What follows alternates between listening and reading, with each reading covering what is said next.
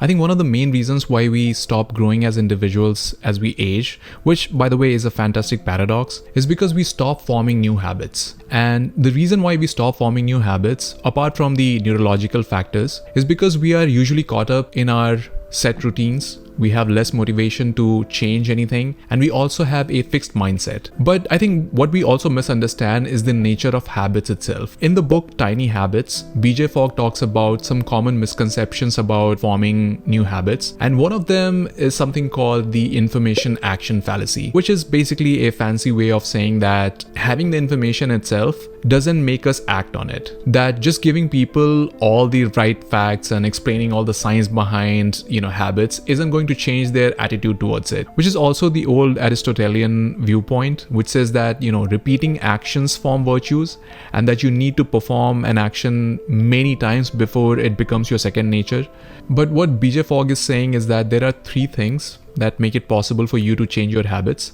The first one is having some sort of an epiphany where you are so convinced by something that you want to do it over and over again. You want to make it a part of your life, but that's not a very reliable thing, and it doesn't happen all the time or to everyone.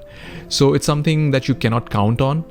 The second one is all about changing the environment around you, which can be very dramatic because you may have to, change places and cities, or you may have to take up a new lifestyle, or you need to change the attitudes of other people around you. So it's likely that it's not going to happen because it's just a hard way to do things. So then the only thing that's left then is this third thing, which is all about these tiny habits. The easy habits that take up less than a minute to do, because here you break your bigger habits into smaller behaviors which can then be triggered and rewarded, and because they are easier to do, the more you do them, the more likely they're going to become a part of your life. And that's what you want. You want to make this as easy as possible and as gradual as possible, because if you overload your brain with big changes all at once, it just can't seem to control it. So then the question is, why do we do that? Why do we start with these big changes? And I think it's simply because we often overestimate our own capabilities. We fall under this planning fallacy trap where we overestimate our own capacity for rapid changes, and we also underestimate the time and the effort required for it. And we also have this overconfidence bias where we think that we can make a sudden big change in our lives. And you can see the examples of that with, New Year resolutions all the time. We think that from 1st of January, we are going to be, a whole new person. Not because we have been making small improvements every single day of our lives for the past 7 or 8 months, but simply because we are motivated to be a new person. We have that initial spark in us. So we want to be this person who will go to the gym every day and who will also meditate for an hour and also eat healthy food and also practice guitar and learn a new language. But then we don't stick to any of those habits, and that's only because we are starting too big. We are making unrealistic goals and overestimating our ability to adjust to failures. So what we have are these great ambitions, which are also necessary. They're like the first step towards taking action, towards achieving our goals. So it's great to have, big ambitions, but it's not enough, because ambitions bring in motivation, which gets us started, and we go on for like 5 or 10 days once we have started. But after that, if it still feels like a big task, then that motivation disappears. And this mostly happens for tasks where we don't get immediate feedback. So in those cases, you can't really, rely on your motivation alone. You really need to have a plan to quickly adapt to changes. You need to have a plan to follow through. And that plan doesn't need to look like a big, flow chart of if this, then that, kind of an overly complicated plan. In fact, it needs to be quite the opposite of that. It needs to be something that is just easy, something that doesn't require a lot of effort. And one way to do that is to tune the frictional elements of your life. In the book Atomic Habits, James Clear talks about friction. He calls it a two-way process, which basically means that when you want to form good habits, you want to decrease the friction between you and the task. And when you want to get rid of the bad habits, you simply want to increase the friction. So for example, if you want to work out, keep the dumbbells in your living room so you don't have to, go to a place like a gym that is a kilometer away from your house. And you can do a 10 minutes quick workout at home. And let's say if you want to get rid of your bad habits like smoking cigarettes, then you just don't buy cigarettes and keep them at home all the time, because then you will have to go out and buy cigarettes, which will be an added step before you can actually smoke. So the idea is that in the case of good habits, you want to decrease the number of tasks or steps. And in the case of bad habits, you want to do the opposite. You want to add more tasks before the actual action.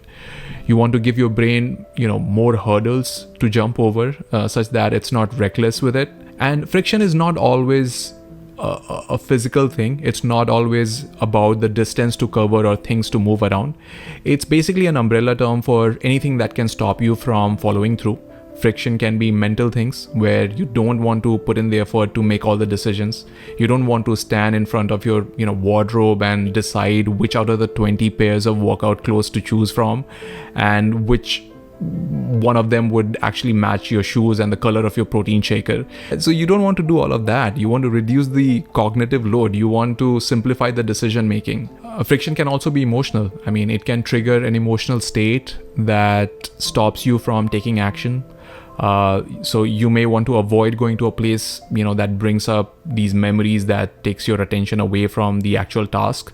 Friction can also be social things. You may have a bad circle of friends who might, come between you and the actual task, and who may, always oppose your actions or not celebrate your wins. So then you realize that instead of, fixing all of that, the easier thing to do at some point is to just give up on the task itself. So that's why I think friction plays such an important role in habit formation. But again, it's not the only thing, because we also don't often think about rewarding ourselves. So we basically do all this hard work, which feels like hard work. And then once it's done, it makes us, feel good. It gives us that sense of accomplishment. But it's just one of the two kinds of rewards. It's this intrinsic reward that comes from doing the thing itself. And it's a great way to, enjoy the habit in the long run. But it's also not enough, because the other kind of reward, which is this extrinsic reward that you set for yourself, is much more needed if you are starting to build a new habit. It's where you would love to treat yourself with something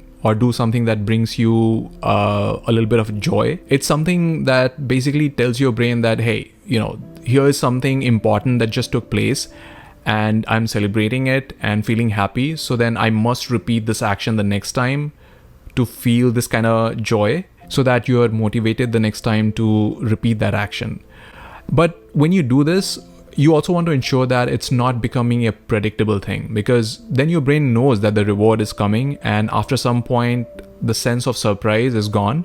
So basically what you want to do is you want to do it at random. You want to reward yourself randomly, like slot machine outcomes, where you pull the lever frequently, but you only get the payout sometimes. Because in the book, The Molecule of More, Daniel Z. Lieberman says that the dopamine that is released doesn't really come from the pleasure of the reward, but from the anticipation that a reward is going to come, which basically means that you need to surprise yourself. But I personally think the number one central factor to all this is to not fool ourselves while forming the habit and actually tracking it, because without tracking your progress, you're always going to fall into this confirmation and optimism bias trap, where you would remember the days when you actually went to the gym and forget the missing days. That might give you the illusion that you're moving forward or making progress, even when you don't see any tangible progress at all.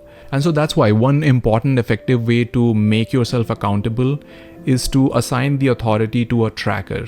Because there's something called the Hawthorne effect, which is basically this idea that we correct our behaviors if we know we are being observed. So in the case of tracking habits, we need to make that tracker, that digital app, that spreadsheet, whatever you use, the external observer. Something external that tells us whether we are sticking to a routine or not.